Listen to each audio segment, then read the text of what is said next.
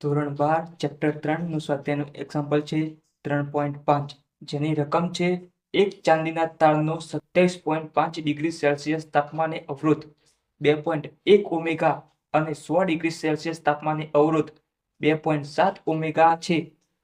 ચાંદીનો અવરોધકતાનું તાપમાન ગુણાંક શોધો, એટલે આલ્ફા શોધવાનો છે.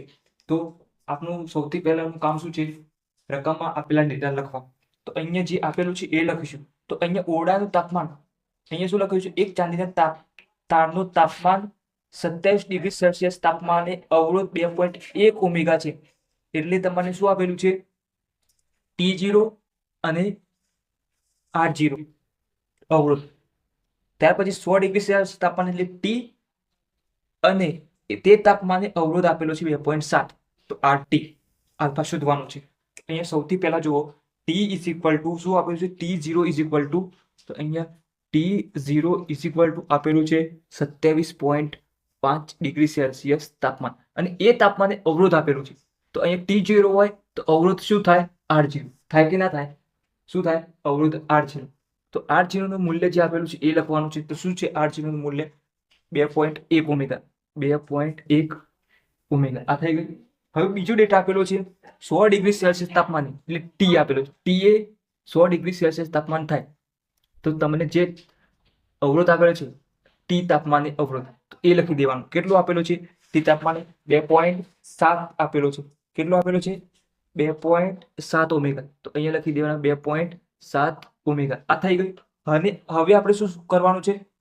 તો ચાંદીનો અવરોધકતાનું તાપમાન ગુણાંક શોધો, એટલે આપણે આલ્ફા શોધવાનું છે. તો હવે આટલું ડેટા આપેલું હોય એના પરથી ખબર પડી જાય કયું સૂત્ર વાપરવાનું છે. T0 R0 T RT. તો હવે એક સૂત્ર છે આપણા જોડે. તો કયું સૂત્ર છે? તો RT. અહીંયા આપણે બે સૂત્રો જોયા છે, એક R ના અંદર ને એક અવરોધકતાના અંદર. તો અહીં RT, અહીં R0 કૌંસમાં 1 plus alpha T minus T0. આ સૂત્ર છે. હવે અહીંયા કિંમતો મૂકવાની છે. તો અહીંયા RT ની કિંમત કેટલી આપી છે? 2.7. તો અહીંયા 2.7 ઇઝ ઇક્વલ ટુ R0 ની કિંમત 2.1. તો 2.1 કૌંસમાં 1 પ્લસ આલ્ફા આપણે શોધવાનું છે. T ની કિંમત પણ આપેલી છે અહીંયા. T is equal to 100 degree Celsius તાપમાન માઇનસ, તો માઇનસ T0 ની કિંમત કેટલી આપેલી છે? T0 તો અહીંયા 27.5 degree Celsius. T minus T0 તો 27.5 ડિગ્રી સેલ્સિયસ તાપમાન. આ થઈ ગયું. હવે અહીંયા મોટો કૌંસ પણ કરી લેવા. હવે અહીંયા જુઓ, આ કૌંસના આખું પદ છે, આખું પદ કૌંસ વાળું. આ જે હોય ગુણાકારમાં હોય, તો ગુણાકારમાંથી બરાબરની પેલી બાજુ જાય એટલે શું થાય? ભાગાકારમાં જાય. તો 2.7 ના છેદમાં જશે. તો હવે અહીંયા 2.7 છેદમાં 2.1. આ પદ એમને જ લખી દેવાનું. શું કરવાનું? આ પદ એમને લખી દેવાનું કૌંસ વાળું. તો આ કૌંસ વાળું પદ શું છે? તો 1 પ્લસ આલ્ફા. આ થઈ ગયું. હવે 100 માઇનસ 27.5 આપેલા છે. તો અહીંયા જુઓ, તમારે ધોરણ 11-12 સાયન્સમાં કેલ્ક્યુલેટરનો મદદનો ઉપયોગ થાય છે. તો આપણે કેલ્ક્યુલેટરની મદદ કરવાની, મદદ લઈ લેવાની. તો અહીંયા કોઈ ભૂલ ના રહે, બાદબાકી કરવાની. તો 27.5, તો અહીંયા કેટલો આવે? 72.5 જવાબ. તો અહીંયા આપણે લખીશું 100 માઇનસ 27.5 નો જવાબ કેટલો આવે છે? 72.5. તો લખી દીધું. હવે મોટો કૌંસ નહીં કરતો ચાલશે. હવે આનો ભાગાકાર કરી દઈએ. સારો. તો 2.7 ભાગ્યા 2.1. તો 2.7 ભાગ્યા 2. અહીંયા સોરી 2.1. તો કેટલો આવે જવાબ? 1.2857. તો આપણે 1.2857 લખી દઈશું.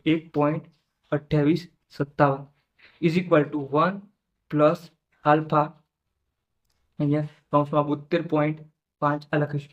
હવે આ પદ સાથે જો આપણે આલ્ફા કૌંસ, આ ગુણાકાર વાળું પદ છે આ બંનેનો, પણ અહીંયા સરવાળો કરીને આપેલું છે. આ પદ કઈ જગ્યાએ જાય? તો ગુણાકારમાં ના જાય. આ જે સરવાળામાં આપેલું હોય બરાબરની પેલી બાજુ જાય તો બાદબાકીમાં જાય. તો અહીંયા 1.2857 minus 1 is equal to alpha 72.5.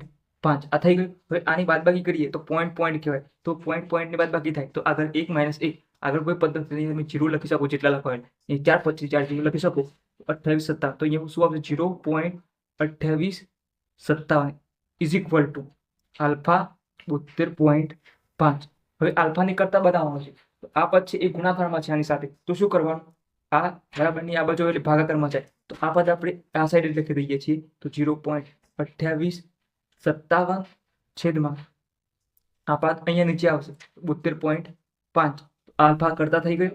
તો હવે આ બંનેનો ભાગાકાર કરી દેવાનો. તો અહીંયા 0.2857 0.2857 આ જો 0.2857 ભાગ્યા 72.5 72.5 ઇઝ ઇક્વલ ટુ કેટલો જવાબ આવ્યો 0.003940. આ જો 0.003940. તો અહીંયા લખી દેવાનું જવાબ 0.003940 આટલો જવાબ આવે.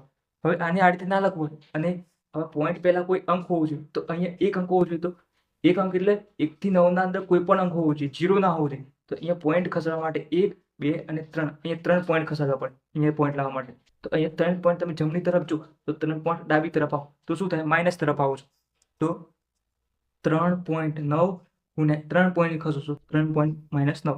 હવે તમને ખબર છે કે આલ્ફા આનો એકમ શું લખતા આપણે સેલ્સિયસ ઇન્વર્સ. તો આ તમારે લખવાનું.